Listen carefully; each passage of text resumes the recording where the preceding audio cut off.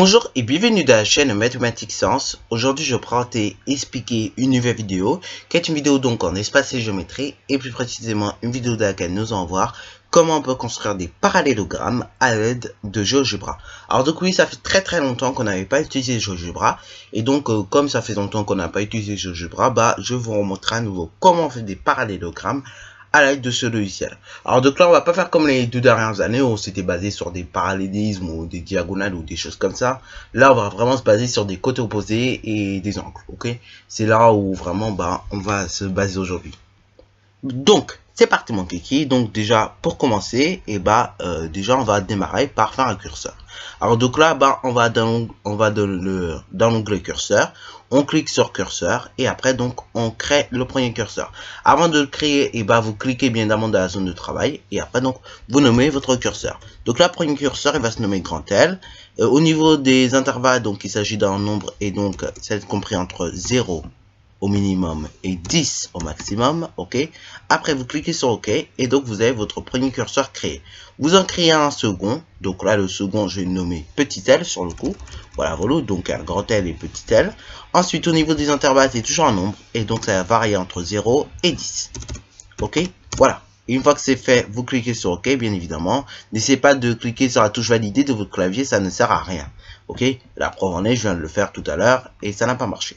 Bon, ensuite, on va créer un troisième donc curseur qui va servir cette fois-ci pour les angles. Donc, ce curseur, par souci de précaution, on va le nommer A.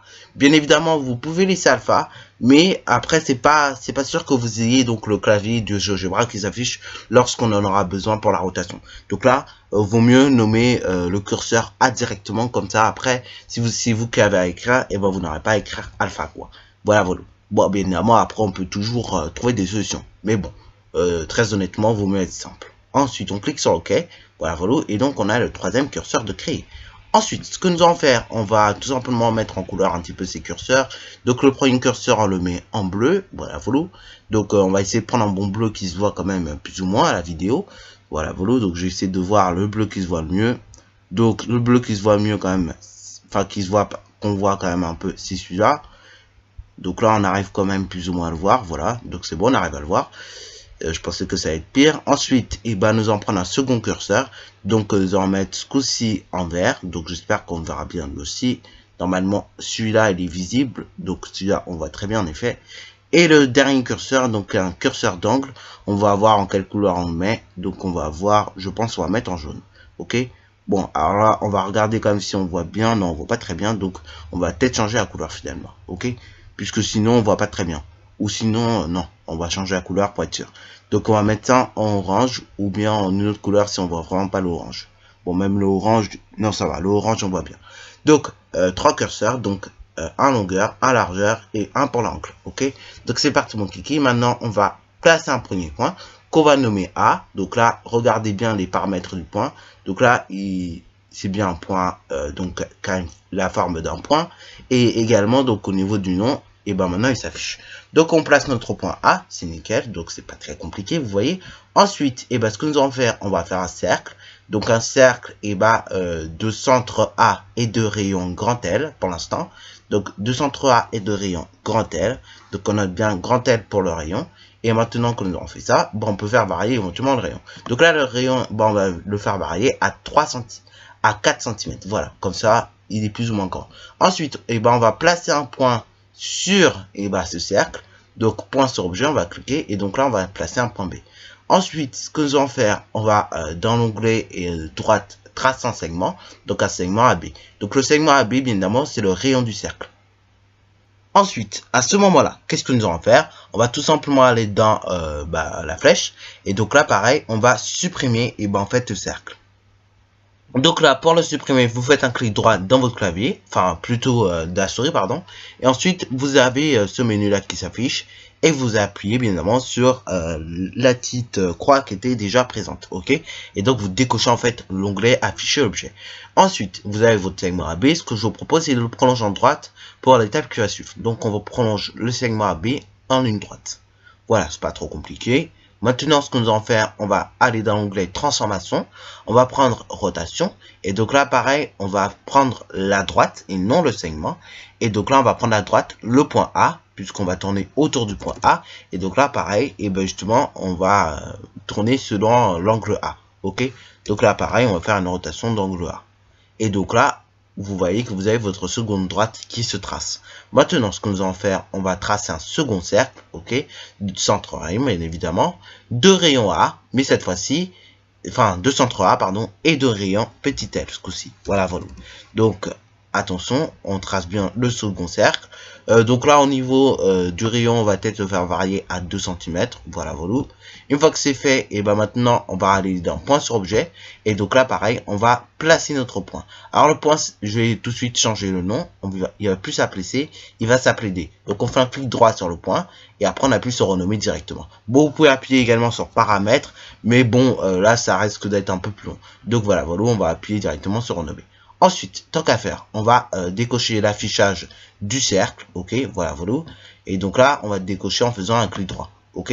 Donc là, pareil, on décoche l'affichage, pardon, et on décoche les deux droites également, ok, qui n'ont plus grand chose à faire. Voilà, donc on décoche l'affichage de ces objets. Ensuite, on trace un segment donc AD, voilà, voilà. Une fois que le segment AD est tracé, bah c'est nickel. Tu dois aller sur ce site. Tu dois aller sur ce site, Joseph. Bon, maintenant, vous voyez, on a plus ou moins fini la construction du parallélogramme. Ce qu'il va falloir faire maintenant, c'est tracer encore deux cercles, puis on aura fini. Donc là, on va aller dans le cercle centre rayon, voilà, voilà. Et donc là, on va tracer un cercle de centre B et de rayon petit l. Donc, on note rayon petit l, on clique sur OK. Et donc là, on a tracé notre premier cercle. De même, on va tracer un cercle de centre D et de rayon, ce coup-ci, grand L. Logique, hein? Et après, donc, vous avez vos deux cercles tracés. Maintenant, ce que nous allons faire, on va faire intersection, voilà, voilà. Et donc là, on va prendre le point C, donc qui sera l'intersection des deux arcs de cercle. Ensuite, ce que nous allons faire, pour être tranquille, on va relier le point B au point C, voilà, voilà, comme vous pouvez le voir, avec l'outil segment. Et on va relier le point D au point C, ou bien le point C au point D, hein, c'est la même chose après tout. Donc voilà, voilà, vous avez relié ces deux points ensemble, vous appuyez sur déplacer, et bien évidemment, vous décochez l'affichage des deux cercles. Donc là, avec un clic droit seulement de votre souris, ok? Voilà, voilà. Une fois que c'est fait, et maintenant, vous avez votre parallélogramme en chair et en os. Ce que vous pouvez faire éventuellement, mais là, ça prend un peu plus de temps si vous avez envie, c'est tout simplement de donner des couleurs, en fait. Et donc là, par exemple, cette ligne-là, elle sera, tout simplement en vert, ok? Donc là, je vais rechercher du vert, voilà, voilà. Donc cette ligne-là, elle sera en verte. Celle-là aussi, d'ailleurs, elle sera en verte, voilà, voilà. En revanche, les deux autres lignes plus grandes seront en bleu, ok? Donc celle-là, celle que je viens de prendre, elle sera en bleu. Et l'autre que je viens de prendre sera également en bleu, ok? Donc ça, vous pouvez le faire éventuellement. On aurait pu le faire durant la construction, mais bon, j'avoue que c'est plus long à faire, ok? Voilà, voilà. Et après, bien évidemment, on aurait pu prendre cet angle-là et le mettre également en évidence, et donc qu'il fasse bien 45 degrés, ok? Donc là, on aurait pu mettre en évidence l'angle, mais bon. Là, si vous avez vraiment envie, voilà, vous pouvez le faire, hein, mettre en évidence l'angle, c'est pas un problème, ok? D'ailleurs, si vous essayez de mettre en évidence l'angle, partez tout simplement du point B, ensuite allez au point A et après aller au point D, ok? Voilà, donc moi je vais refaire ma mise en évidence de l'angle. Si on a envie de mettre en évidence l'angle, on part du point B, on va jusqu'au point A et après donc on va au point D, ok? Voilà, voilà, très simple. Et ensuite, éventuellement, là aussi, ça prend du temps, mais bon, si vous avez vraiment envie, hein, ça peut arriver, vous pouvez mettre cet angle-là, du coup, en jaune, ok, voilà, voilà. Donc là, on regarde les couleurs que nous avons, pardon, et donc on met ça en jaune, voilà, voilà. Donc il y en a, pour certains, ça amuse. Bon, moi, ça m'amuse pas tellement, mais bon, après tout, ça amuse certains. Donc là maintenant, avant que la vidéo se termine, puisque c'est pratiquement la fin de la vidéo, on va quand même essayer de mettre en évidence certains paramètres qui font qu'on passe d'un parallélogramme à un autre, ou voilà. Donc là, du coup, on va déjà jouer sur les longueurs.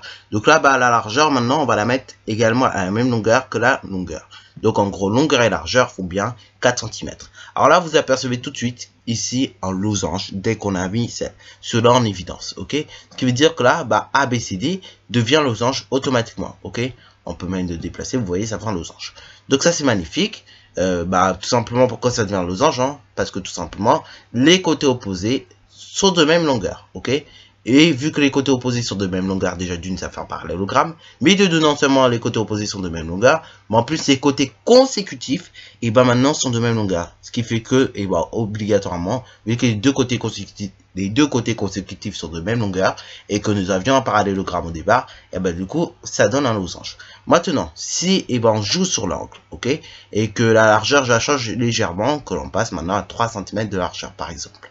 Donc là, on va passer à 3 cm de largeur et on joue sur l'angle. Donc, on va aller jusqu'à 90 degrés. Ok, voilà. Donc, je modifie mon angle tranquillement. 90 degrés. Voilà. Donc, si on a 90 degrés comme ici, on s'aperçoit qu'on a affaire à un rectangle. Ok, voilà. Donc, ici, vous voyez qu'on a affaire à un rectangle. La preuve en est, en plus, vous avez un angle droit qui s'affiche automatiquement ici.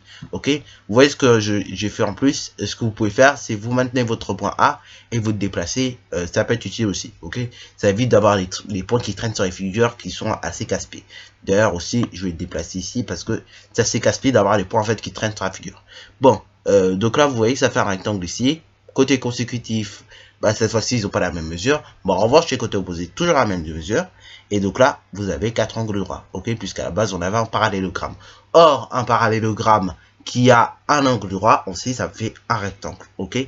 Bon, maintenant, si je remets ma largeur à 4 cm, voyons qu'est-ce que ça donne. Et là, si on remet la largeur à 4 cm, regardez qu'est-ce que ça donne. Ça redonne à nouveau, un carré. Pourquoi? Parce qu'il a 4 angles droits. On le sait, d'où parce qu'on a un rectangle, ok? Parce qu'un rectangle, c'est un quadratère et c'est 4 angles droits. Et on le sait également parce que longueur et largeur sont de même mesure, ok? Voilà. Donc là, ici, on a un carré à faire, ok? Donc, vous voyez, avant que la vidéo se termine, on a pu quand même mettre en évidence certains paramètres qui font qu'on passe d'un parallélogramme à un autre. Voilà. Sur ce, donc, c'est déjà la fin de cette vidéo. J'espère que tu as bien aimé. N'hésite surtout pas à liker, à commenter. Et bonne reste à toi en mathématiques et en sciences.